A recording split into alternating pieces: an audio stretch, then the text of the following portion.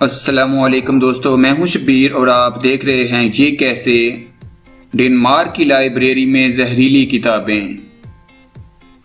Denmark کی ایک university کی لائبریری میں ایسی کتاب بھی پائی گئی جو زہر سے آلود ہے۔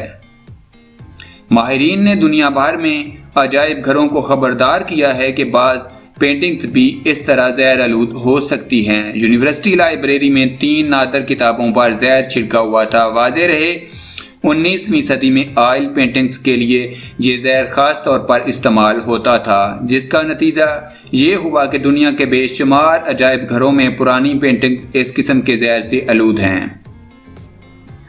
یونیورسٹی لائبریری میں جو کتاب پائی گئی وہ ایک بدھسٹ نے لکھی تھی، جس میں اس نے 14ویں صدی میں اٹلی کی شہنشاہ کے بارے میں تحریر کیا ہے۔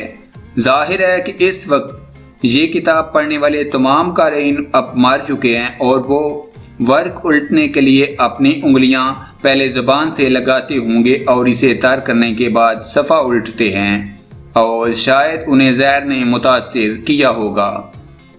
دیگر 2 کتابیں 16ویں اور 17ویں صدی کی ہیں۔ کتابوں پر اس طرح کے زہر کا سراغ اس وقت لگا جب ان کا ایکس رے لیا گیا۔ یہ مائکرو ایکس RF ٹیکنالوجی سے لیا جاتا ہے۔ اگر آپ کو ہماری یہ ویڈیو اچھی لگی تو لائک، شیئر اینڈ کمنٹ کیجئے۔ Thanks for watching.